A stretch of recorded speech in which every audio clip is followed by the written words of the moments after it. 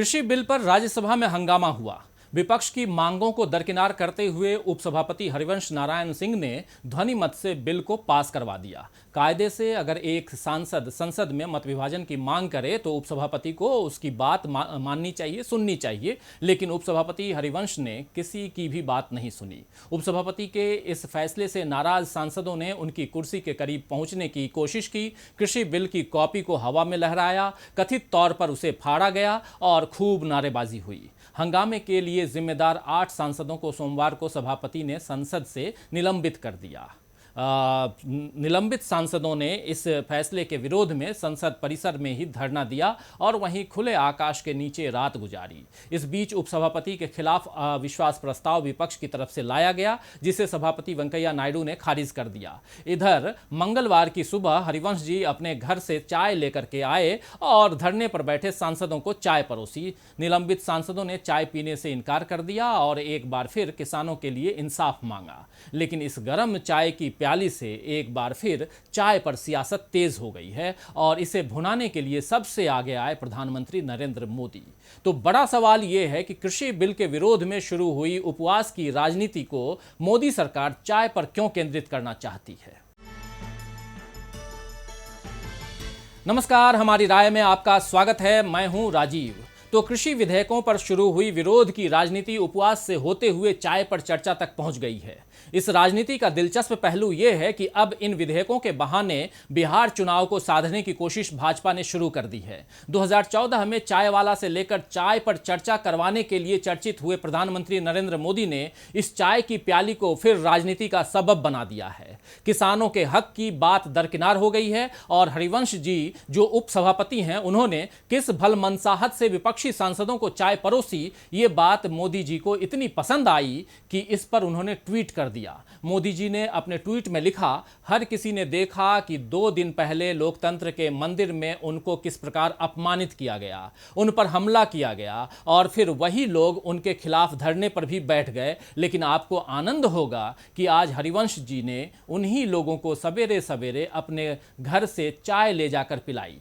खैर, चाय की प्याली से उठी राजनीति की ये लहरें तब थोड़ा और ऊंचा उठने लगी जब हरिवंश जी ने एक मार्मिक चिट्ठी राष्ट्रपति और उपराष्ट्रपति के नाम लिखी। इस खत को सोशल मीडिया पर पीएम मोदी सहित भाजपा के तमाम नेता शेयर कर रहे हैं।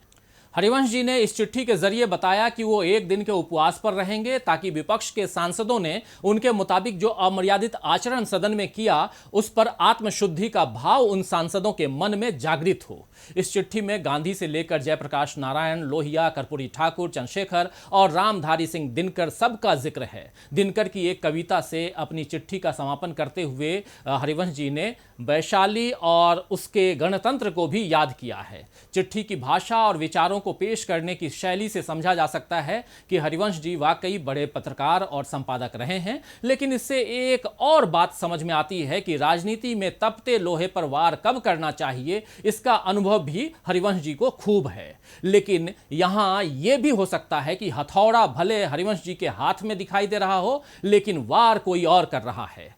बिहार चुनाव की घोषणा तो अब तक नहीं हुई है, ये हम सब जान रहे हैं, लेकिन सत्ता में बने रहने के लिए जनता दल यूनाइटेड और भाजपा की लालसा अभी से उफान पर दिखाई दे रही है।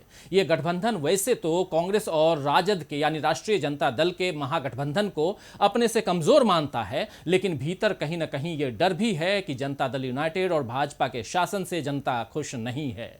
लॉकडाउन में मजदूरों की वापसी से लेकर क्वारंटीन केंद्रों में बदइंतजामी जैसी सरकार की कई नाकामियों पर जनता नाराज है। बिहार शिक्षा, रोजगार, स्वास्थ्य इन सब क्षेत्रों में पिछड़ा हुआ राज्य है, जिसका खामियाजा जनता जो है वो भुगतती है। अपने बंगलों में बंद रहने वाले मंत्री लेकिन नहीं भुगतते।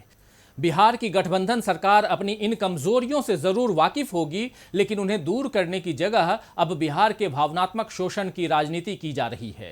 राज्यसभा के घटनाक्रम को बिहार की अस्मिता से जोड़ा जा रहा है, क्योंकि हरिवंश जी सिताब दियरा की पैदाइश हैं और जेडीयू यानी जनता दल यूनाइटेड ने उन्हें राज्यसभा सांसद बनाया। इनके खत में पद की मर्यादा को ठेस जैसी बातें हैं, तो मोदी जी इस खत के जरिए लोकतंत्र की नई इबारत जनता को समझा रहे हैं। सबसे से उसे पढ़ने का आग्रह कर रहे हैं मोदी जी।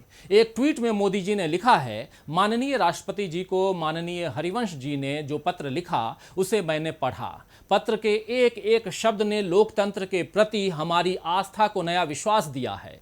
ये पत्र प्रेरक भी है और प्रशंसनीय भी है। इसमें सच्चाई भी है और संवेदनाएं भी। मेरा आग्रह है सभी देशवासी इसे जरूर पढ़ें। लेकिन सवाल उठता है कि आखिर भारत का लोकतंत्र क्या है। यह समझने के लिए क्या प्रधानमंत्री से लेकर देश के हर एक नागरिक को संविधान का पाठ नहीं करना चाहिए? जब हम संविधान को समझेंगे, उसे आत्मसात करेंगे, तो अपने आप लोकतंत्र की मर्यादा बनाए रखने के लिए काम करेंगे। तब कोई विधेयक केवल इसलिए पारित नहीं होगा क्योंकि सरकार की जिद यही थी।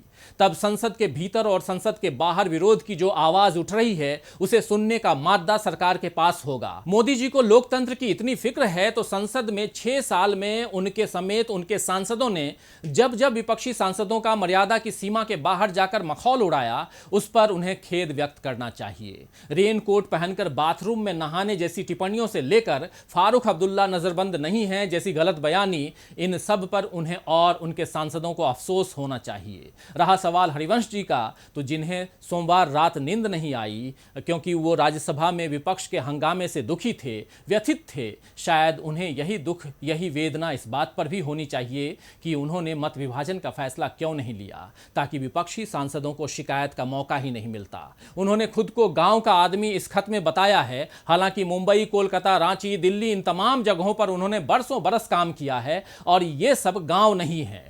अच्छा है कि वो अपने भीतर गांव लेकर चलते हैं, यानी हरिवंश जी अपने भीतर गांव लेकर चलते हैं जैसा कि वो कह रहे हैं।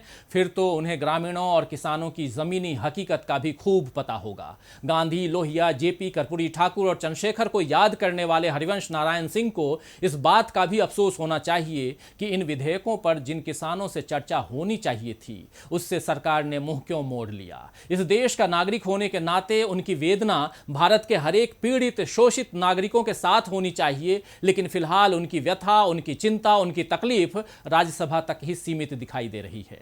वैसे राष्ट्रवादी कांग्रेस पार्टी के मुखिया शरद पवार ने भी एक दिन का उपवास रखा है। उन्होंने कहा है कि कभी भी कोई बिल ऐसे पास होते हुए उन्होंने अपने जीवन में नहीं देखा। सदस्यों को अपने विचार सामने रखने के लिए निलंबित किया गया है। मैं उनके समर्थन में एक दिन का उपवास रख रहा हूं। ये चर्चा जो है वो शरद पवार की है। इस उपवास के साथ कोई भावुक चिट्ठी नहीं थी। शरद पवार ने कोई भावुक चिट्ठी नहीं लिखी, इसलिए उन पर कोई खास बात नहीं हुई, कोई खास चर्चा नहीं हुई।